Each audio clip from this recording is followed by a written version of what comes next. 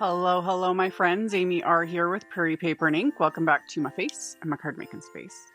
And some clean and simple, or my version of clean and simple holiday cards. And a fun way to start using more of your pattern paper because, as I have been very open about, I like to collect pattern paper. Some may call it hoarding. I call it a curated collection. I curate it. Specifically Doodlebug pattern paper. Will always be a Doodlebug fan. So I pulled out some of my pattern paper and I used some of it and a little bit of glitter paper, still added a little bit of splatter, had a lot of fun. So, as always, everything I used will be listed and linked in the description box below the video. My links are affiliate links. That just means that if you click on one of my links and end up placing an order, I do get a little kickback from that at no extra cost to you. That is what helps pay the bills, keeps lights on, enables me to keep bringing out content. And then at the very end of this video, I will post a link to my holiday 2025 playlist that I will just continue adding to as I make holiday cards and videos. So that's it. Let's get into making the cards. Okay, so Doodlebug. Love it. I love their pattern paper. I love everything Doodlebug. Those of you that have followed me for many years know, I used to do entire hauls of just like Doodlebug releases. Still have all of it. And I was going through it the other day and just petting everything and, you know, I love it. I love it. I use it sometimes. And today was one of those days. So I pulled out some pattern papers. These are like, this is a couple of old collections. I linked them. I don't even know if they're still available, but Doodlebug just released like a current holiday collection. So I did link to those pattern paper packs. Any of them work, you know. A lot of their collections are very mixable and matchable. You know, they use like the same sort of color palette and then just change it up every year. And I love it. I love the cutesiness of it. I love the stripes and the polka dots and the basics. And that's basically what I used. Is I went with more of their basic patterns. I didn't do too crazy busy. And then I'm using the tree plate wafer die from CZ Design. This is an A2 plate. And I die cut copy paper from that. That's what I did at the very beginning there. And we'll get back to that copy paper. That's going to be my little like template. And then I sat and I just die cut scraps. I die cut the pattern papers. I die cut some of Simon's, I think this is pine glitter cardstock. I need to order more of that. I'm like right down to I think like a half of a sheet. And now I'm feeling like I need to place an order. Anyway, die cut some of that. And then I also die cut some solid, just green cardstock. Because the thing to always remember with pretty much all pattern papers, with a few exceptions, most of them are fairly lightweight. And I want to pop everything up with foam tape. And even if I didn't, even if you wanted to just, you know, die cut and adhere them flat, you know, keep everything even more clean and simple, I like adding, depending on what it is. If it's too finicky, I'm not going to bother. But these are very simple shapes. It's just a simple tree shape. And adhering them together as I'm showing, I would put one layer of the pattern paper onto, and this is heavyweight, Simon's green leaf cardstock, which is a nice like heavyweight. And that just gives the paper a little more stability, a little bit more structure, and a smidge more dimension. So this is one of those types of projects where I just zone out. You know, I zone out and I just die cut and then set the die cuts aside, you know, and then I figured out my little sort of layout just this first time around because I was like, I had 2 cards I was going to make with the amount of die cuts, and then it ended up being I was able to do 3, so I was like, sweet. And then I just zone out and glue the pieces together. Simple. So all my card bases are top folding A2 white note cards. This is where my little template comes in. So I just die cut with that tree plate, just a scrap of copy paper. And I put that on my card front here so I could center my sentiment. And I'm using sentiments from the Plaque Slides Christmas. It's a sentiment set. There is a little like die set. I'll link to it so you can see what I'm talking about, what these sentiments are meant to go with. It's really cute, but I just wanted the sentiments. So using my little template, I could center the sentiment there right in the middle where I want it.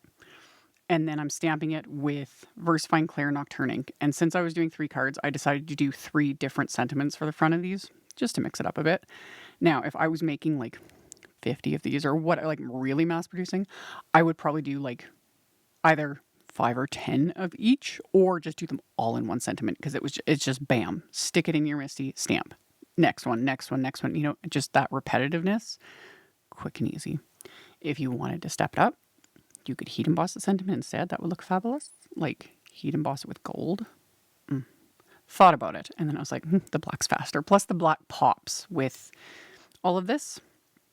But you know, and oh, you could do these on like a red card base or a green card base and gold heat emboss the sentiment. Or white heat emboss the sentiment. That would look really good too. Options, y'all. Options. Anyway, I stamped the outsides, I stamped the insides. And then paper template again, perfection, so that I can lay out these trees. Because I ain't eyeballing this. I had in my head when I was like starting to play around with this, I was like, oh, I'm gonna get my like T-square and I'll have to draw lines with a pencil. And I was like, dude, I'm not doing that. And then I was like, wait a minute, I've got the wafer die. I'll just make a template. Like, and who cares if it rips? Shockingly, it didn't. So I saved it when I was done with these. But if it rips, whenever die cut another one, like I'd save all my random like copy paper bits. There's like a bunch of writing and stuff on the back of that one. Who cares? Like I use it. You see me, I use it in my splat box.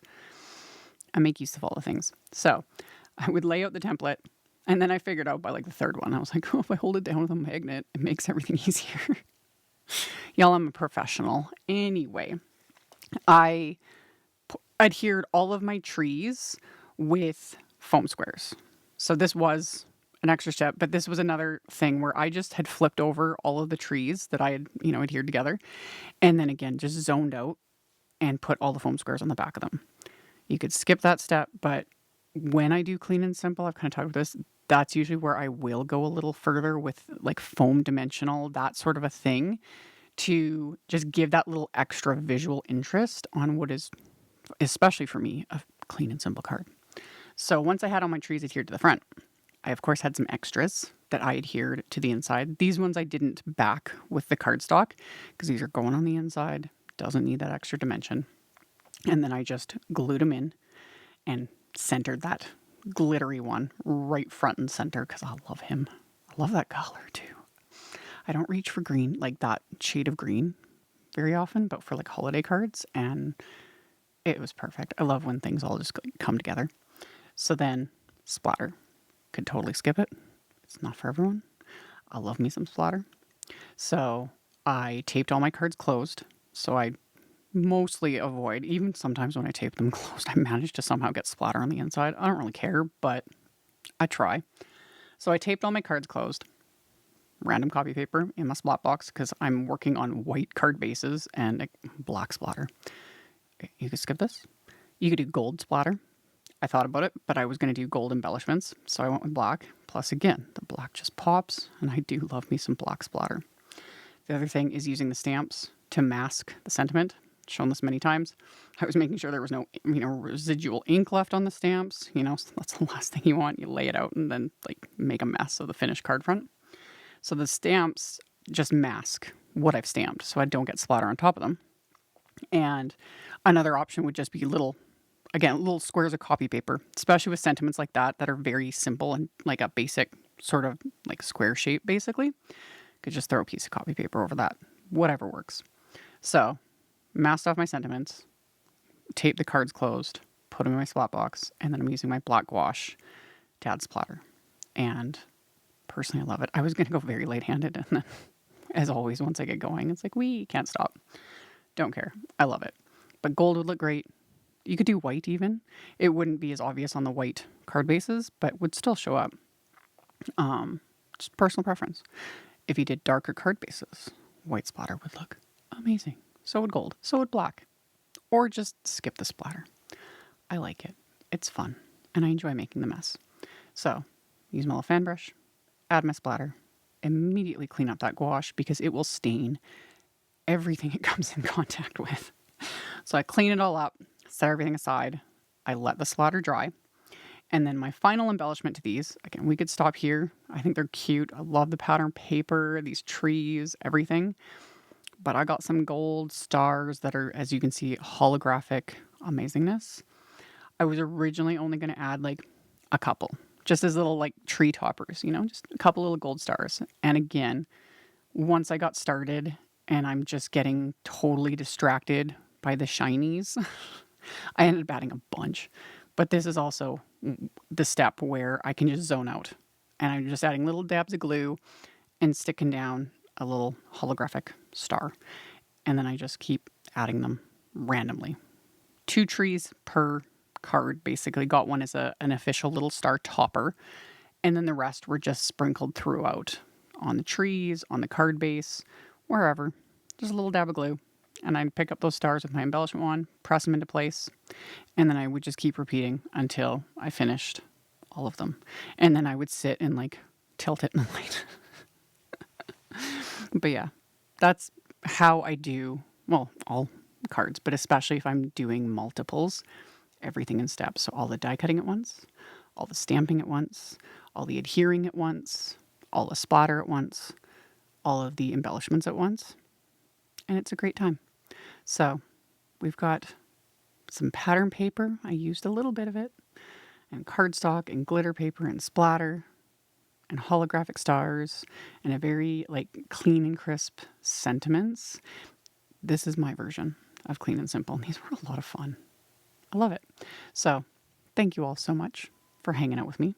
Like I mentioned, all the links to all the things will be in the description box below the video. So you can just expand that and check it out if you're interested. Thank you all so much for watching, for thumbs upping, commenting. It helps a ton and I appreciate it. And I'll see you all very soon in the next video. Bye. Thank you so much to my amazing Patreon supporters. For anyone that might be interested in joining my Patreon community and supporting me, the link to my Patreon is in the description box below the video. For everyone else, as always, thank you all so much for taking the time to watch my videos, for thumbs upping, commenting, subscribe if you haven't, I'd love to have you. And here's a couple other videos for you to check out in case you missed them. Bye!